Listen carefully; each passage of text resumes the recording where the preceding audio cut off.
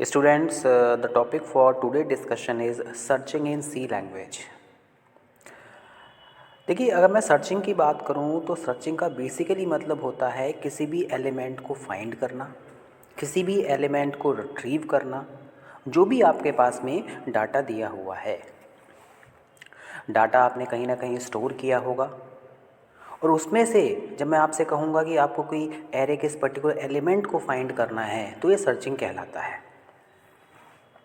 Searching means to finding out an element, किसी भी element को फाइंड आउट करना।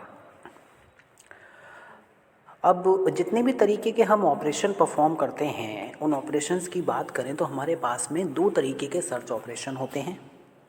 एक हमारे पास में लीनियर सर्च होता है जिसको कि हम सीक्वेंशियल सर्च भी कहते हैं, और एक हमारे पास में बाइनरी सर्च होता है।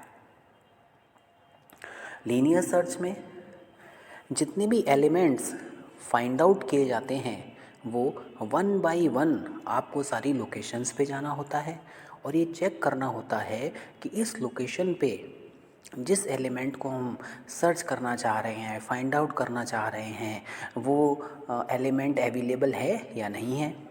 अगर एलिमेंट उस पोजीशन पे नहीं मिलता है तो हम नेक्स्ट पोजीशन पे चले जाते हैं और ये प्रोसेस कंटिन्यूस चलती रहती है जब तक कि हमें एलिमेंट अवेलेबल ना हो जाए।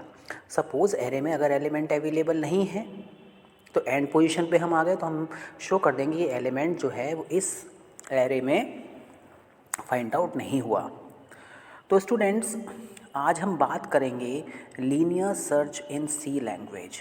देखिए, जैसे कि आप इस पिक्टोरियल डायग्राम में देख रहे होंगे कि मेरे पास में यहाँ पर टोटल 9 लोकेशंस हैं। 9 लोकेशंस में मैं यहाँ पे 87 एलिमेंट को फाइंड आउट करना चाह रहा हूँ। तो मैंने क्या किया, वन बाय वन जितनी भी लोकेशंस हैं उनको वन बाय वन मैंने क्या किया, ट्रेस किया, सर्च किया, सारी लोकेशंस पे गया। अब जैसे ही मुझे 87 मिला मैं वहाँ प्रिंट कर दूँगा कि एलिमेंट अवेलेबल है। सपोज़ मैं यहाँ पे 97 एलिमेंट को सर्च कर रहा होता तो मैं सारी लोकेशंस पे वन बाय वन जाता और ये देखता कि यहाँ पे ये एलिमेंट अवेलेबल है या नहीं है। अगर एलिमेंट मिलता तो मैं इस पर्टिकुलर लोकेशन को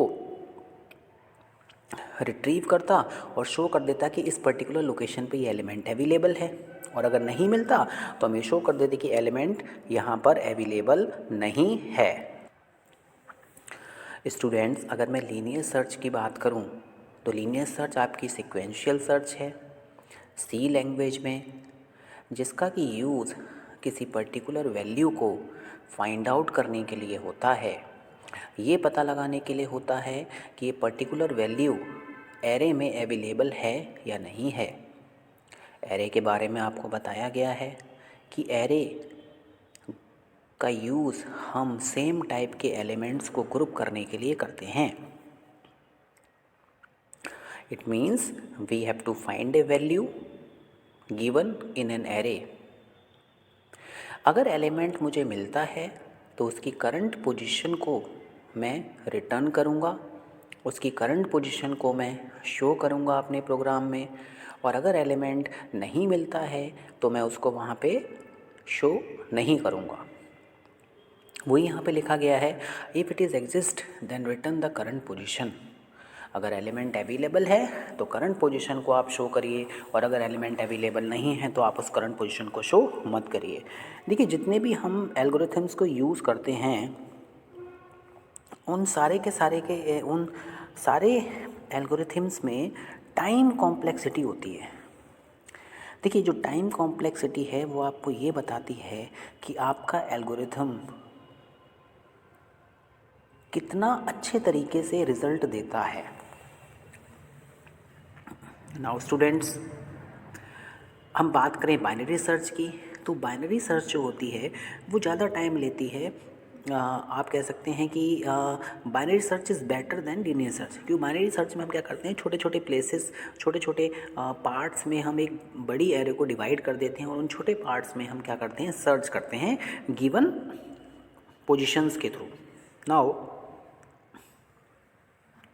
बाइनरी सर्च के बारे में हम बात करें, बाइनरी सर्च में एक कंडीशन होती है कि यहाँ पे हम जो भी एलिमेंट यूज़ करेंगे वो सारे के सारे एलिमेंट आपके शॉर्टेड ऑर्डर में होने चाहिए। ठीक है, शॉर्टेड ऑर्डर का बेसिकली मतलब क्या होता है कि एलिमेंट अरेंज होने चाहिए, या तो असेंडिंग ऑर्डर में अरेंज हों या फिर डिसेंडिंग ऑर्डर में अरेंज हों। अब जो हमें यहाँ पर एरे मिलती है उसको हम डिवाइड करते हैं। डिवाइड करने के बाद में हमें एक मिडल एलिमेंट मिल जाता है, हमें एक मिडल एलिमेंट मिल जाता है। अब जो मेरे पास में एरे आई, मैंने उसको दो पार्ट्स में डिवाइड कर दिया मिडल एलिमेंट से, लेफ़्ट हैंड साइड और राइट हैंड साइड। अगर एलिमेंट राइट हैंड साइड में एग्जिस्ट करता है तो हम राइट एरे को ले लेते हैं, और अगर लेफ़्ट हैंड साइड में एग्जिस्ट करता है तो हम उस लेफ़्ट साइड को ले लेते हैं। ठीक है स्टूडेंट्स, इसके टाइम कॉम्प्लेक्सिटी की बात करें तो टाइम कॉम्प्लेक्सिटी जो इसकी होती है वो होती है O log n। Now searching, जैसा कि मैंने आपको बता दिया, सर्चिंग के बारे में हम ये भी कह सकते हैं कि सर्चिंग बेसिकली क्या है, एलिमेंट को फाइंड आउट करने के लिए इसका यूज़ होता है। हम इसको सीक्वेंशियल सर्च के नाम से भी जानते हैं। इसमें एलिमेंट को वन बाई वन ट्रैवर्स किया जाता है। बाइनरी सर्च, देखिए बाइनरी सर्च को इंटरवल सर्च भी कहा जाता है, क्योंकि यहाँ पे जो भी हमारे पास में एरे है, सपोज़ मेरे पास में ये एरे दी हुई है, तो इसमें क्या होगा, मिडल एलिमेंट फाइंड आउट किया जाएगा। इट मीन्स सपोज़ ये मिडल एलिमेंट मुझे पोजीशन मिल गई तो ये मेरे पास में लेफ़्ट एरे आ जाएगी और ये मेरे पास में क्या आ जाएगी, राइट एरे आ जाएगी। तो यहाँ पर हम एलिमेंट्स को क्या करेंगे, सर्च करेंगे। नाउ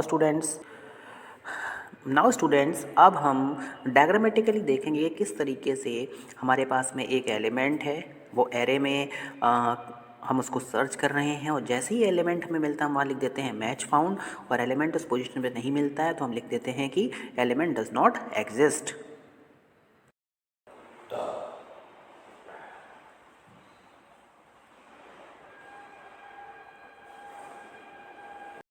फ्रेंड्स, अब हम लीनियर सर्च का प्रोग्राम देखेंगे, किस तरीके से हम एरे में पर्टिकुलर एलिमेंट को फाइंड आउट करेंगे।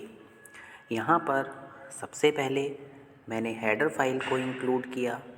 हेडर फाइल को इंक्लूड करने के बाद में मैंने यहाँ पर 4 वेरिएबल्स डिक्लेयर किए हैं, जिसमें एक क्या है मेरे पास में, एरे है। सेकंड, मैंने एक सर्च नेम का एलिमेंट लिया है, वेरिएबल लिया है, जिसमें कि मैं उस एलिमेंट को सेव करूँगा जिसकी हेल्प से मैं पर्टिकुलर एलिमेंट को यूज़र क्या करेगा, एंटर करेगा। नाउ सी वेरिएबल लिया लूप के लिए, एन वेरिएबल लिया हमने कितने नंबर ऑफ़ एलिमेंट्स मुझे इस पर्टिकुलर एरे में सेव करने हैं। तो मैंने यहाँ पे सबसे पहले एक स्टेटमेंट लिखी यूज़र के लिए, please enter number of elements in an array. आप एरे में कितने एलिमेंट्स को चाहते हैं। ठीक है, देखिए यहाँ पर मेरे पास में 100 लोकेशंस हैं। इट मीन्स मैं यहाँ पर 100 एलिमेंट्स को सेव कर सकता हूँ, बट यूज़र को मैंने इन्फॉर्मेशन दे दी कि यूज़र अपने अकॉर्डिंग जितने एलिमेंट्स लेना चाहता है। फॉर एग्ज़ाम्पल मैं यहाँ पे 6 या 9 एलिमेंट्स को सेव करूँगा। नाउ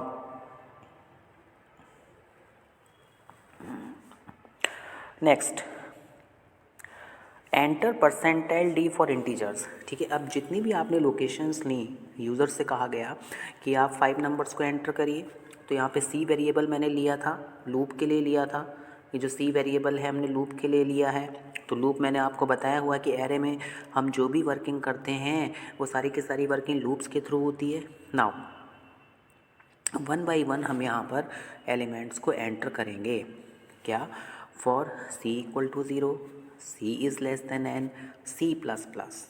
अब जो एरे है मेरे पास में वो इंटीजर टाइप की है, तो इसलिए मैंने यहाँ पे जो फॉर्मेट स्ट्रिंग है वो क्या ली है, परसेंटाइल डी ली है।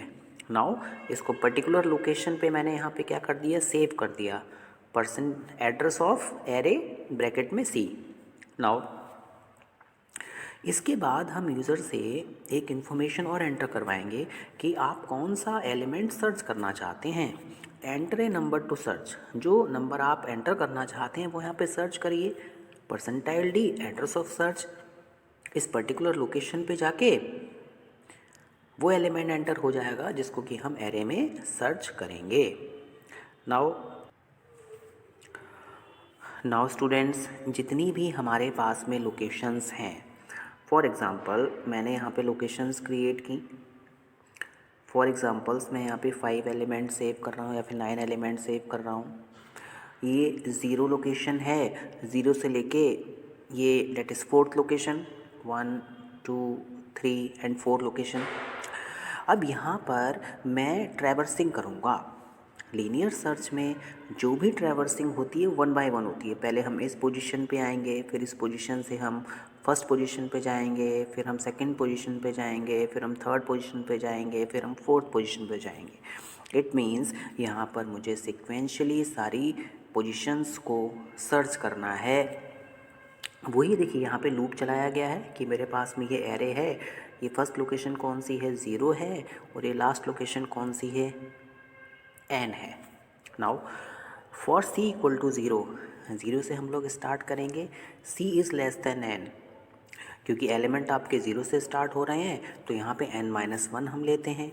Now if array of c, इस पर्टिकुलर लोकेशन पे जो एलिमेंट है वो एलिमेंट, जिस एलिमेंट को आप सर्च कराना चाहते हैं, देखिए सर्च एलिमेंट, सर्च एक लोकेशन होगी जहाँ पे पर्टिकुलर एलिमेंट सेव हो जाएगा जाके, तो वो अगर इक्वल है, अगर वो एलिमेंट मुझे यहाँ पे मिलता है तो मैं यहाँ पे शो कर दूंगा प्रिंट एफ,